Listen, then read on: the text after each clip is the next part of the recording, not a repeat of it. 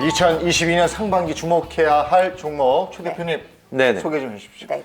네, 사실 뭐 이걸 상반기라고 얘기해야 될지는 잘 모르겠는데 앞으로 네, 그냥 앞으로 앞으로. 이제 좋아질 기업들을 이제 보고 있는 것들은 있습니다. 미래 비전. 네네네. 일단은 제가 저희 기존 채널에서도 이제 여러 차례 이제 말씀을 드렸던 것 중에 하나가 전 자동차 시장이 이제 좋아질 네. 것이라고 보여져요. 네. 네, 저는 그래서 일단은 자동차 시장을 좀 네, 보고 있습니다. 자동차. 사실 그거를 지금 뿌리로 해서 자동차 시장이 주가가 안 오른 이유는 그냥 네. 반도체하고 물류 대란이 줄잖아요. 네. 자동차 시장 자체가 좋아지냐 안 좋아지냐로 봤을 때는 자동차 시장은 좋습니다. 네. 그러니까 사실 그 코로나 시기 때 되게 어려웠는데 벤츠 같은 고급차들은 오히려 맞아요. 훨씬 더 많이 판매가 된다라고 네. 하거든요. 그러니까 저는 자동차 시장을 어떻게 보이냐면 우리가 보통 경제적으로 얘기하면 지금 물가가 많이 오르면 물가를 소비자한테 전가를 시킬 수 있는 상품을 판매하는 기업들한테 투자를 해라라고 하는데 사실 일반적으로 우리가 서민한테 많이 판매가 되는 제품들은 오히려 경제가 어려워지면 더 안 사요. 네. 근데 경제가 어렵더라도 돈이 있는 사람들은 사지. 소비가 더 잘 돼요. 거기다가 이 어마어마하게 막대하게 풀린 유동성들은 대부분이 다 한쪽으로 다 쏠렸기 때문에 이들의 소비는 전혀 문제가 생기지 않아요. 그래서 저는 오히려 이렇게 자동차 같이 고가의 물건들이 앞으로는 더 잘 팔린다라고 보고 있고요. 그래서 자동차 시장을 일단 먼저 보고 있는데 사실 뭐 기아도 좋고 다 좋은데 저는 일단 우선순위를 뽑은 거는 이 현대차 관련된 거를 일단 그렇죠. 메인으로 예. 아, 나 이것도 아직 마이너스예요, 지금. 네. 아니 네. 마이너스지. 근데 제가 항상 말씀을 드리는데 이런 대형주고 또 그리고 우리나라에서 선도하는 기업들은 하루 이틀 보고 주가를 판단하는 건 조금 네. 너무 이르다고 근데 이거 생각을 좀 해요. 더 사면 안 돼요? 저는 괜찮다라고 생각을 일단 하고 예. 있는데 아, 사지도 네. 말라 그러고 팔지도 말라 그러고. 아, 일단 보라잖아요.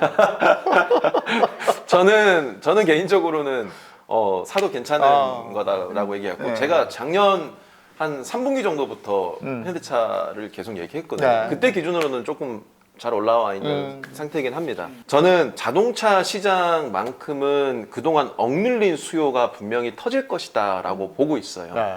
그래서 그 중에서 또 현대차를 보는 이유가 뭐냐면 최근에 그 현대차가 말도 안 되는 그 행동을 한 게 있어요. 그러니까 정의선 회장이 기존의 그 전동화 그 트랙을 그 연구진부터 시작해서 이 부서를 다 없애버렸습니다.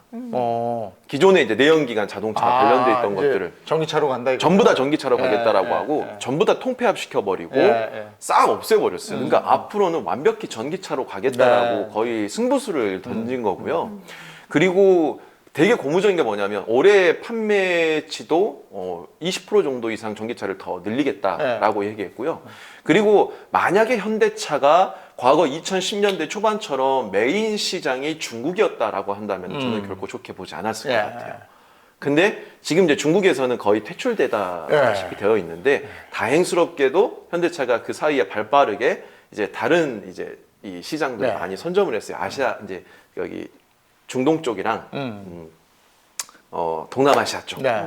네, 규모가 굉장히 큰 곳들을 많이 공략을 했고 이게 어느 정도 고무적이냐면 동남아시아는 우리가 보통 여행을 가보면 알겠지만 일본 차밖에 네. 없습니다. 맞아요. 거의 네, 많죠. 거의 다 일본 차밖에 없습니다. 90% 이상이 다 일본 차인데요. 이 인도네시아 같은 경우에는 지금 현재 점유율 같은 경우가 일본 차보다도 최근에 더 좋게 나오고 있어요. BMW도 더 앞섰고요. 아, 차 좋아요. 다. 유럽에서도 BMW를 현재 앞서고 있고요. 아니 근데 요즘에는 차를 주문하고 네. 몇 달을 기다려야 되니까 그게 화가 나요. 네, 너무 맞아요. 오래 기다려. 아, 특히 카니발 같은 거는 정말 몇 달을 기다려야 돼요. 네, 국내 차 바꾸실 생각이 있어요? 바꾸려는데 그 15년 넘은 현대차? 네, 15년 탔는데 현대차인데 그냥 좋아요. 네, 뭐 그렇죠. 협찬 해주는 것도 아닌데 뭐 자꾸 얘기를 해.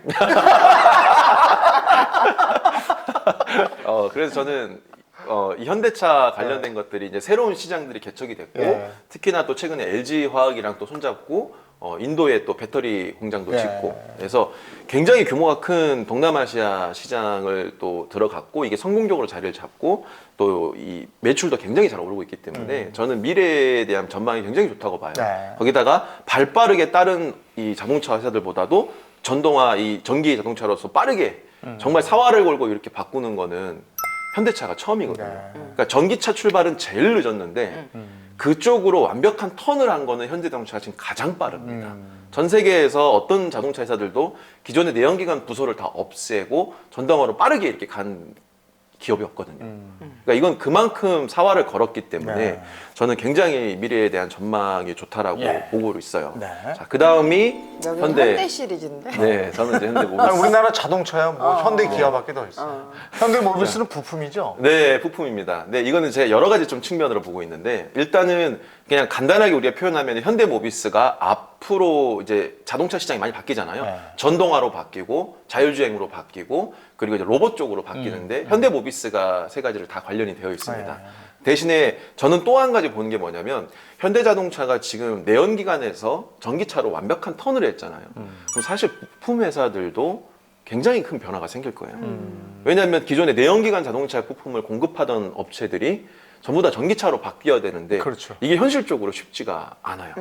그래서 일각에서는 기존의 내연기관 자동차 부품 회사들의 30% 이상이 사라질 것이다라는 얘기가 나올 정도거든요. 그러니까 이거를 발빠르게 따라갈 수 있는 기업들이 아니고서는 부품 회사들도 결코 살아남는 게 쉽지 않을 것 같다. 그런 측면에서 봤을 때 현대모비스 같은 경우에는 상당히 안정적이라고 볼 수가 있고 네. 미래에 대한 산업 부분도 지금 발빠르게 다 쫓아가고 있기 때문에 저는 부품 회사로 본다라고 하면 물론 현대유아도 있고 뭐 다른 데도 여러 가지가 있겠지만 저는 현대모비스가 좋다라고 보고 있어요. 그리고 제가 이 기업들을 뽑은 이유 중에 큰 이유 중에 하나가 또 이제 한 번에 다 알려드릴게요. 네. 그 다음이 이제 현대글로비스. 네. 네, 이렇게 현대요. 또 현대 스트리치네요. 이제 현대글로비스 같은 경우는 기본이 운송 쪽이에요. 네. 근데 최근에는 이제 수소 쪽으로도 굉장히 크게 진출을 또 하고 있고 기존의 운송도 저는 이제 정말 중요하게 보는 게 뭐냐면 원래 우리나라는 중고차 시장에 대기업이 나가지 못하게 되어 있었어요. 네. 근데 이게 한 3년 전에 이 법안이 사실 이제 끝났거든요. 그럼 이제 대기업들도 중고차 시장에 나갈 수가 있는데 우리가 워낙 중고차에 대한 문제들이 많잖아요. 네. 일반인들이. 근데 중고차 협회에서는 당연히 이걸 반대하고 있는데 네. 지금 대기업들이 이를 무시하고 현재 그 중고차 매매 등록을 다 마쳤습니다.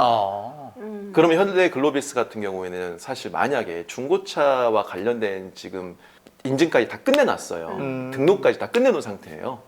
그러면 앞으로 이제 중고차 매매까지도 가게 된다라고 하면 네. 기존의 현대 자동차를 외국 차들처럼 가져와서 중고차 가격만큼 빼주고 신차를 또 이렇게 출고하는 네, 지금 그럴 외제차들처럼 네 이런 시스템이 갖춰진다라고 하면은 아무래도 판매와 관련된 것들이 훨씬 더 수월하게 이루어질 것 같고요.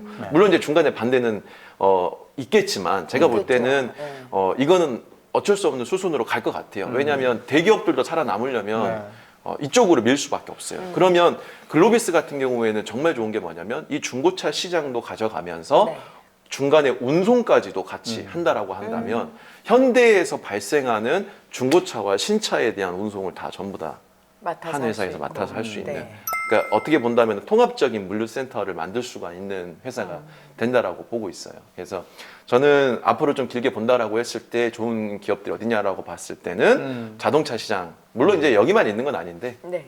제가 세 가지 정도를 가져오느라고 네. 현대와 관련된 것들을 이제 말씀드리겠습니다. 알겠습니다. 자, 제가 두 번째로 보고 있는 게 사실 이 산업의 섹터가 나오면 굉장히 좀 그 가슴 아파하는 분도 많으실 것 같고 예, 논란이 좀 일을 수도 있습니다. 뭐지? 그러니까. 5G 아, 이거요?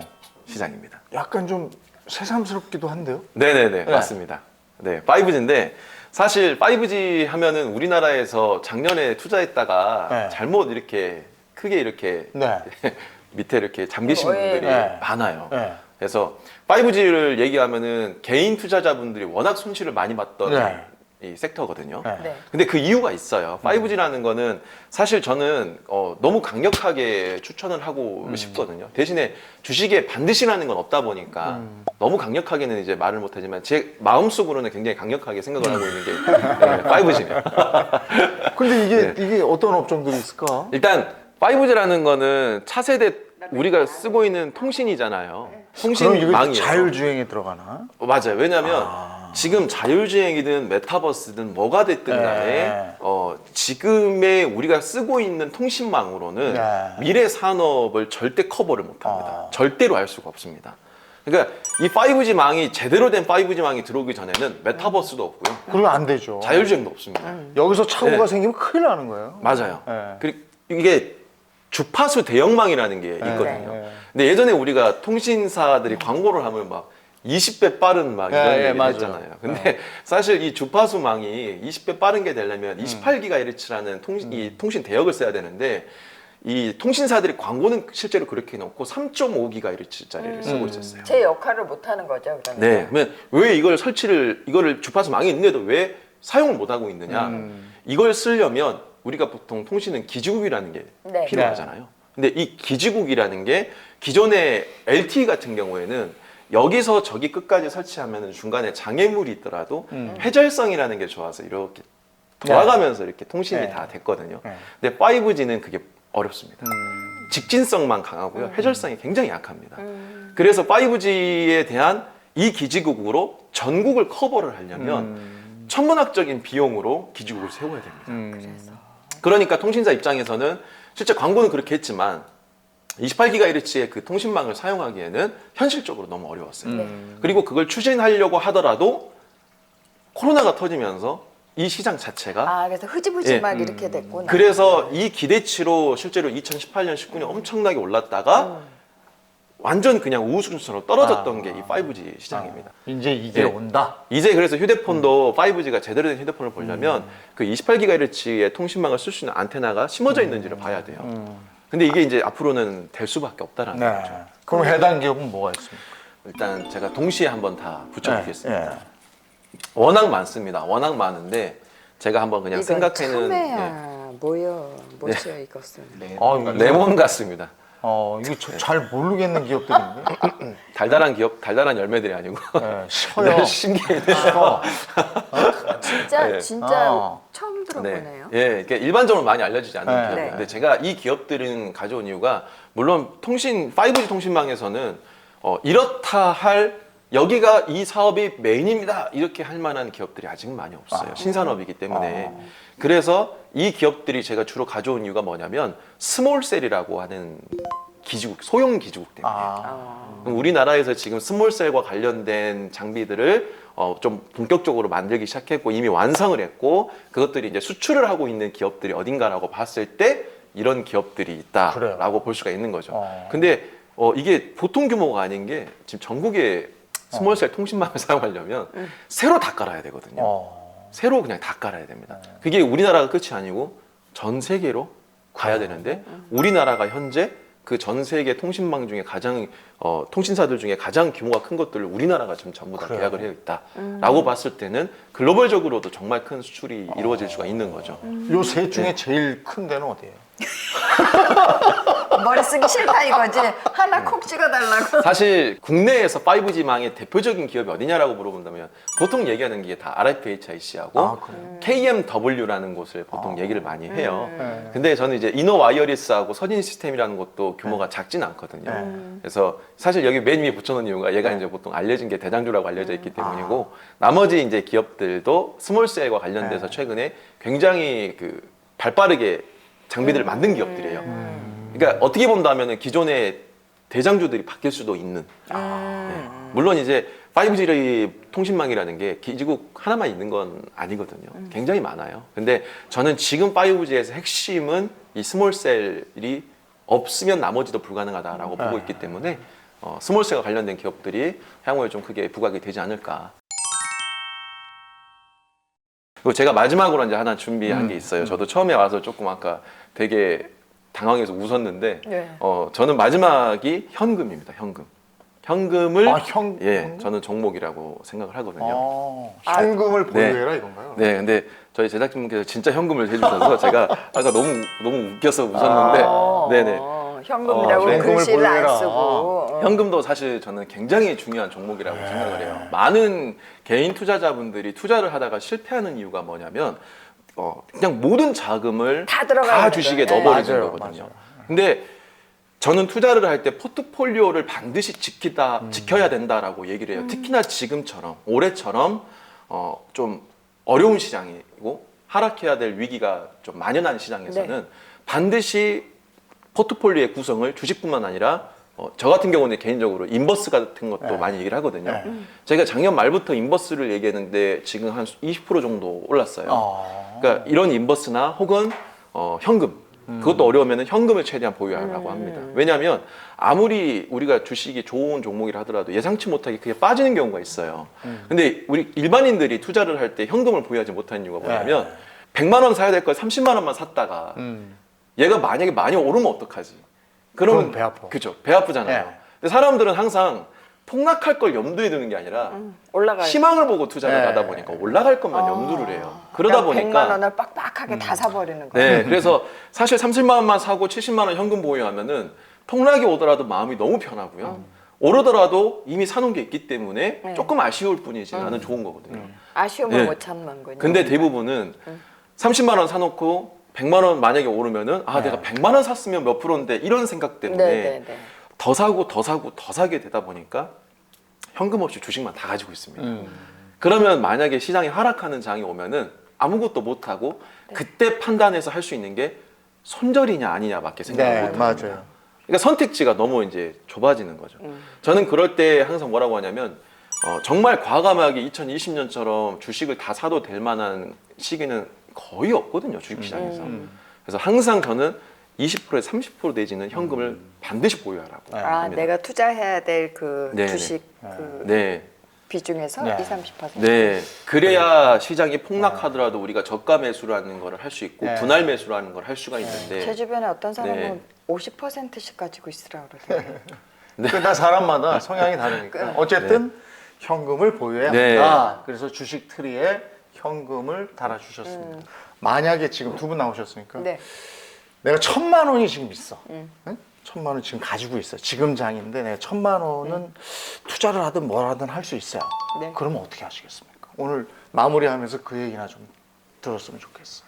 저희는 항상 얘기하는 게 현금이 이렇게 지금 있더라도 무리하게 절대 지금 다 들어가진 않습니다.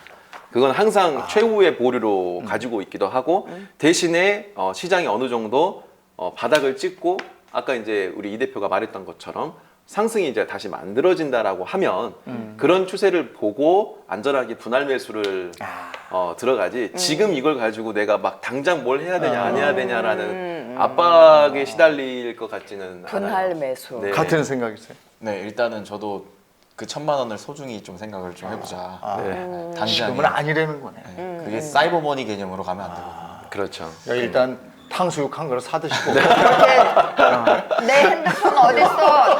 LG 이노텍 오늘 얼마 이렇게 하면 안 된다고. 그러니까 지금 섣불리 들어갈 장은 아니네. 네. 네. 떨어졌다고 생각에 해서 생각에. 예. 그러네. 그러니까 행동력 좀 떨어뜨려요. 탕수육 사 먹어야 돼.